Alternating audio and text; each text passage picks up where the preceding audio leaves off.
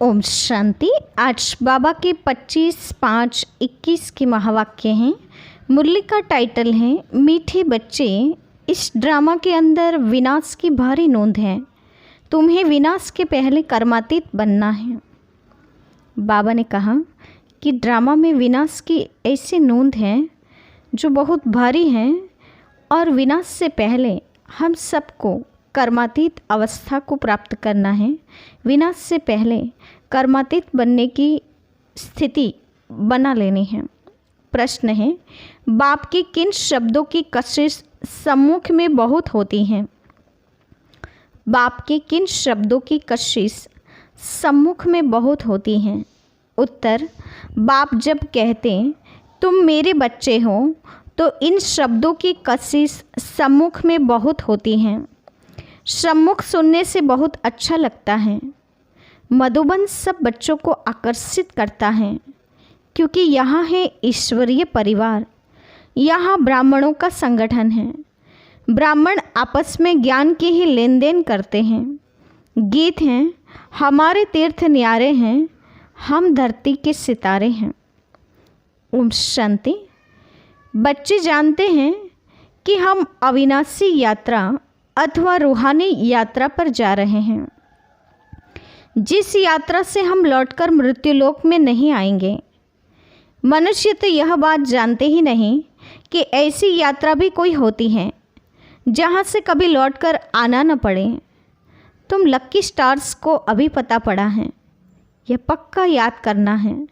हम आत्माएं पार्ट बजाती हैं।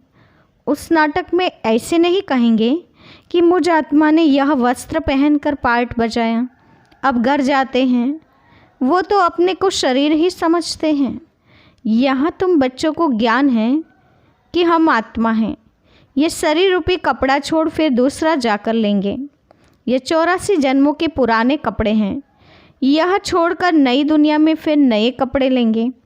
यह लक्ष्मी नारायण ने नए कपड़े पहने हैं ना, तुम्हारी ही राजधानी के हैं। तुम भी जाए ऐसे नए दैवी कपड़े पहनेंगे।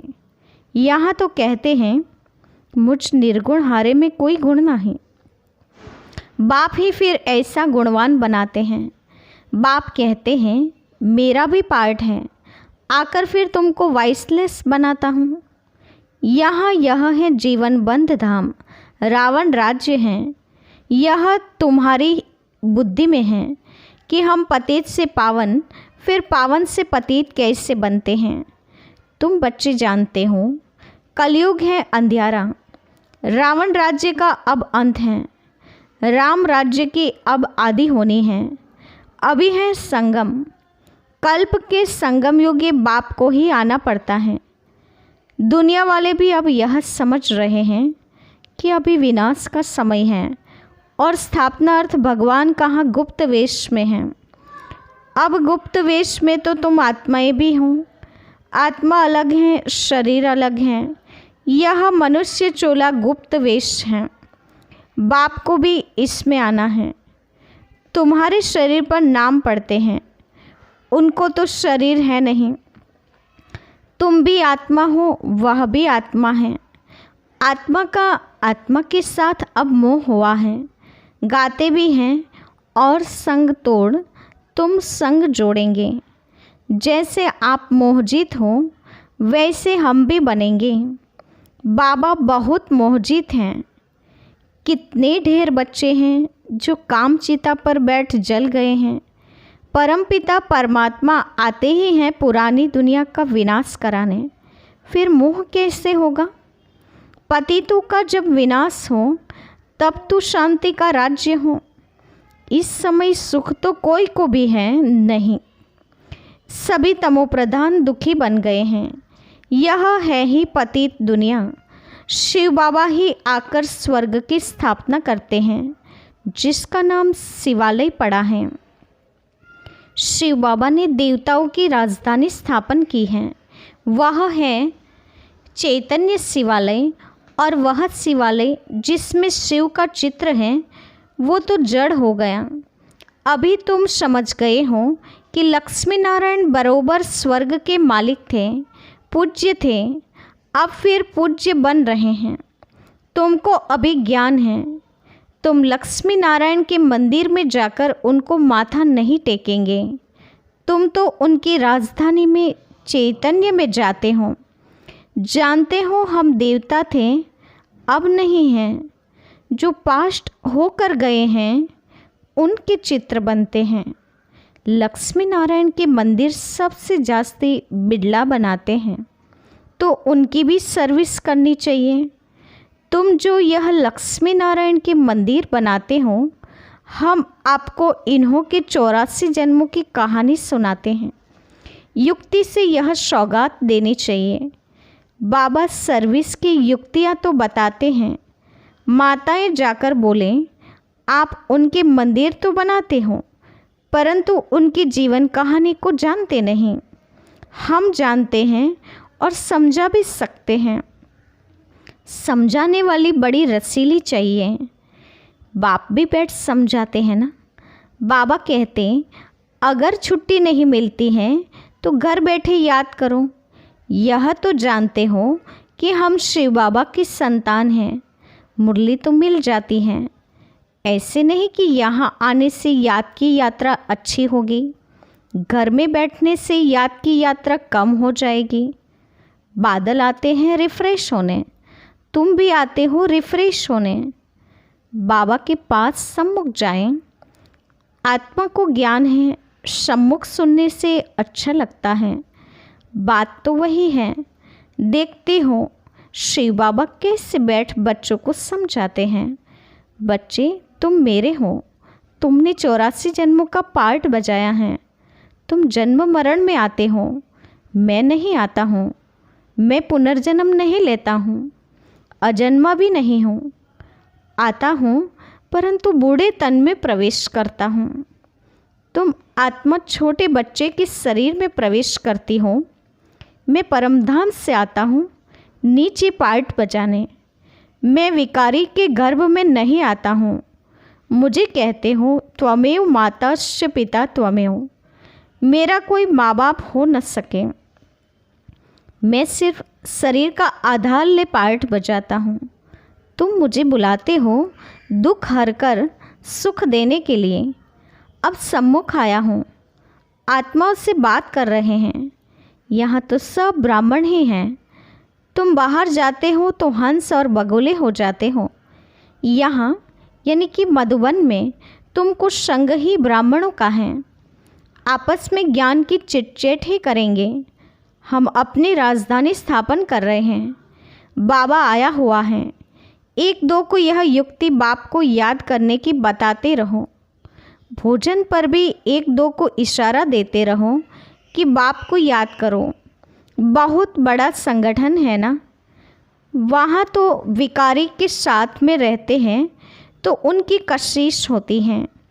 यहाँ तो किसकी कशिश नहीं होती। वॉरियर्स के साथ रहते हैं। तुम्हारा कुटुंब यह है। बुद्धि में यही रहता है। जो कोई मिले उनको बाप का परिचय दें कि भगवान को याद करते रहो। दो बाप हैं ना।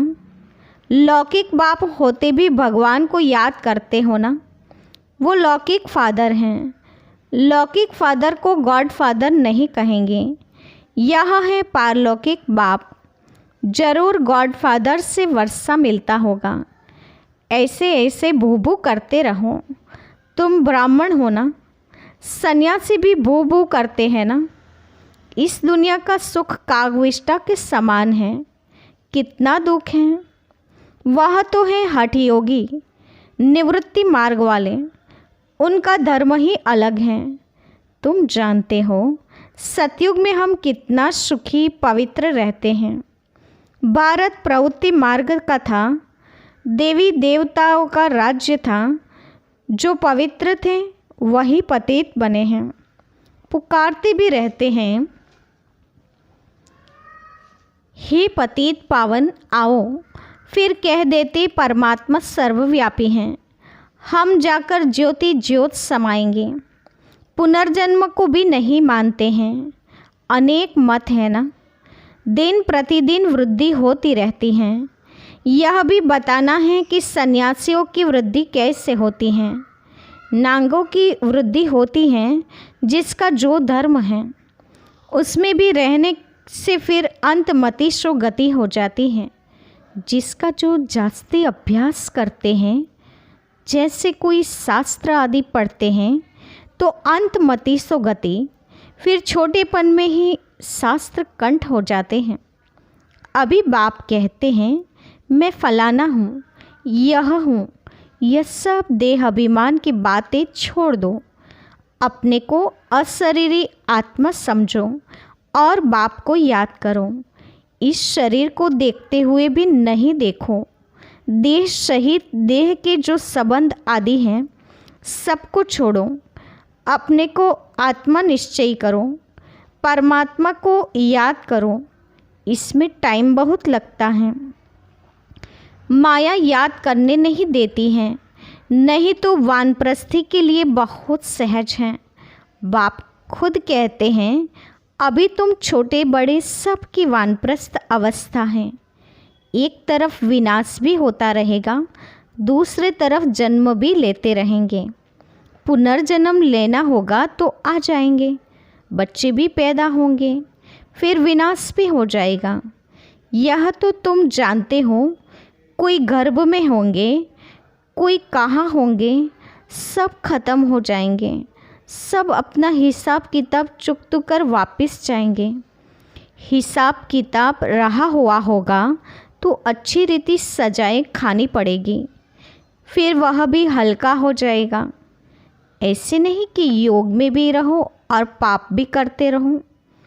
कई बच्चे एक तरफ चार्ट भी लिखते रहते और फिर कहते माया ने मुंह काला कर दिया, माया ने हरा दिया, तो कच्चा कहेंगे ना। बाप समझाते हैं तुम ऐसे समझो कि हम थोड़े दिन यहाँ हैं, फिर चले जाएंगे। इन सब का विनाश हो रहा है। बाप कहते हैं मुझे याद करो तो विकर्म विनाश होंगे। अपना चार्ट देखते रहो।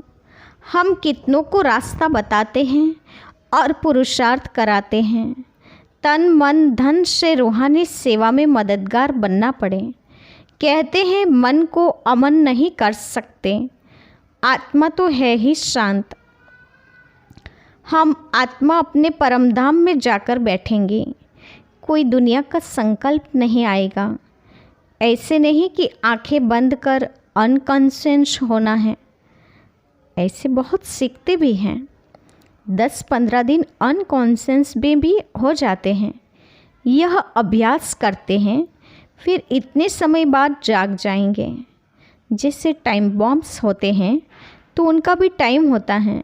यह इतने घंटे बाद फटेंगे।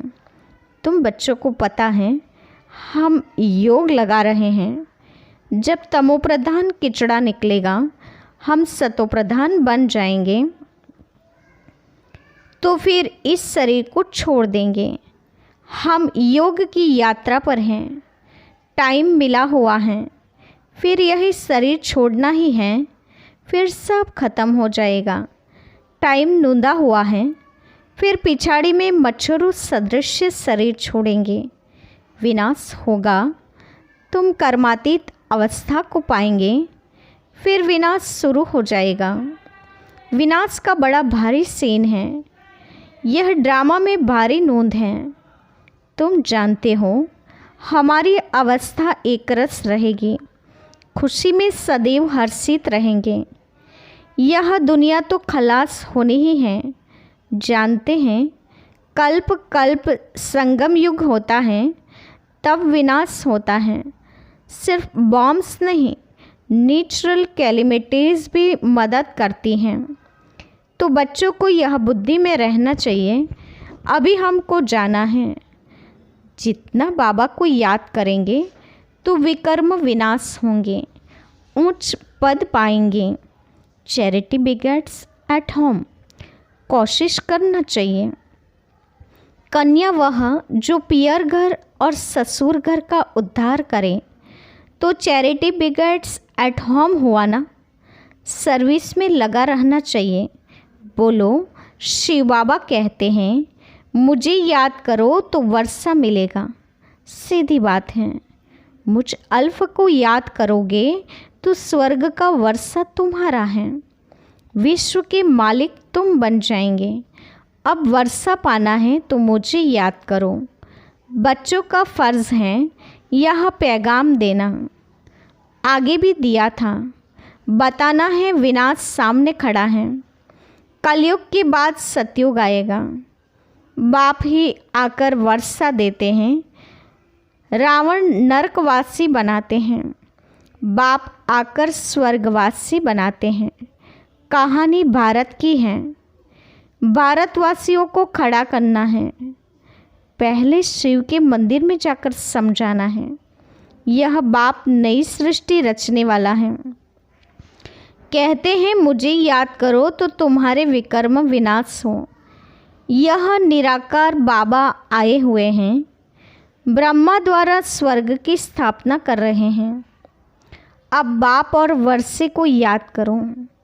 84 जन्म पूरे हुए हैं। अब हम आपको बताते हैं, अब मानो या न मानो तुम्हारी मर्जी। बातें तो बड़ी अच्छी हैं, बाप ही दुख हरता सुख करता है। थोड़ा ही समझाया, यह चला, यह है तुम्हारा धंधा। मेहनत तो इसमें कुछ है नहीं, सिर्फ मुख से बोलना है। बाप कहते हैं मुझे याद करो, देही अभिमानी बनो।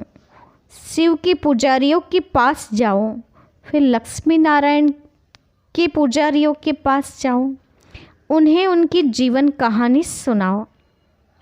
अच्छा, मीठे मीठे सिकिलदे बच्चों के प्रति माता पिता बाप दादा का याद प्यार और गुड मॉर्निंग। रूहानी बाप की रूहानी बच्चों को नमस्ते। हम रूहानी बच्चों की रूहानी माता पिता बाप दादा को याद प्यार और नमस्ते। पूरी मूल्य का धारणा युक्त मुख्य सार। पहली पॉइंट, तन मन धन से रूहानी सेवा में मददगार बनना है। सबको अल्फ का परिचय दे, वर्षे का अधिकारी बनाना है। विनाश के पहले कर्मातीत बनने के लिए बाप की याद में रहना है। दूसरा, बाप समान मोहजित बनना है। आत्मा का आत्मा से जो मोह हो गया है उसे निकाल एक बाप से लगन लगानी है। आज का वरदान है, निराकारी स्थिति के अभ्यास के द्वारा मैंपन को समाप्त करने वाले निरहंकारी भव। निराकारी स्थिति के अभ्यास द्वारा मैंपन को समाप्त करने वाले निरहंकारी भव। वर्तमान समय सबसे महीन और सुंदर धागा यह मैंपन है। यह मैं शब्द ही देह अभिमान से पाल ले जाने वाला भी है, तो देह अभिमान में लाने वाला भी है। जब मैंपन उल्टे रूप में आता है तो बाप का प्यारा बनाने के बजाय कोई न कोई आत्मा का नाम मान शान का प्यारा बना देता है। इस बंधन से मुक्त बनने के लिए निरंतर निराकारी स्थिति में स्थित होकर साकार में आओ। इस अभ्यास को नेचुरल नेचर बना दो तो निरहंकारी बन जाएंगे। स्लोगन है, किसी की बुरी या अच्छी बात सुनकर संकल्प में भी द्रोणाभाव आना, यह भी परमत है। किसी की बुरी व अच्छी बात सुनकर संकल्प में भी द्रोणाभाव आना, यह भी परमत है। आज विशेष मुरली की सारांश है। विशेष बाबा ने हम बच्चों को बताया है कि विनाश से पहले कर्मातीत अवस्था को प्राप्त कर लेना है। ड्रामा में विनाश की नोंद निश्चित है, भारी नोंद है। इससे पहले कर्मातीत अवस्था बना लेनी है।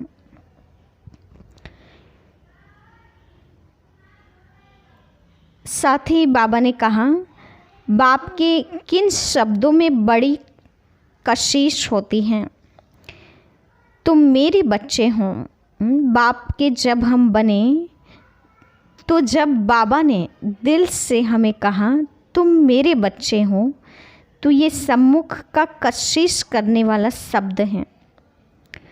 साथ ही बाबा ने कहा मधुबन भी एक ऐसा स्थान है जो सबको आकर्षित करता है। क्यों आकर्षित करता है? क्योंकि बाबा ने कहा वहाँ हमारा ईश्वरीय परिवार है, ब्राह्मणों का संगठन है। वहाँ ब्राह्मणों के बीच आपस में ज्ञान की चिटचैट अथवा लेन देन होती हैं और कोई धंधे आदि के बारे में जाते नहीं, इसीलिए बाबा के साथ कनेक्शन जुटा रहता है। साथ ही बाबा ने याद दिलाया कि तुम अभी ब्राह्मण बनने के बाद जैसे कि रूहानी यात्रा पर हो। बाबा ने कहा कि जैसे लक्ष्मी नारायण के मंदिर बनाने वाले बिड़ला को भी तुम्हें सम्मुख जाकर समझाना चाहिए कि जिसके तुमने मंदिर बनाए हैं उसकी जीवन कहानी आकर समझो। साथ ही बाबा ने कहा कि ये शरीर रूपी कपड़ा अभी पुराना हो गया है, 84 जन्म ले चुके हैं, तो अभी वो जर्जरित हो गया है। बाबा ने कहा तुम थोड़ा भी किसी को समझाओ, ये तुम्हारा धंधा है, इसमें कुछ मेहनत नहीं है। शिव के या लक्ष्मी नारायण के पुजारियों को जाकर समझाओ, बायोग्राफी उसकी समझाओ। साथ ही बाबा ने कहा तुम्हें बाप समान मोहजित भी बनना है। मोह संपूर्ण निकाल देंगे तब बाप से लगन लग सकती है। साथ ही बाबा ने कहा कि निराकारी स्थिति के अभ्यास से ही हम मैंपन को समाप्त कर सकते हैं और निरहंकारी बन सकते हैं। अच्छी बात या बुरी कोई भी बात सुनकर किसी के प्रति संकल्प में भी दृढ़भाव लाना, ये परमत की निशानी है। अच्छा, ओम शांति।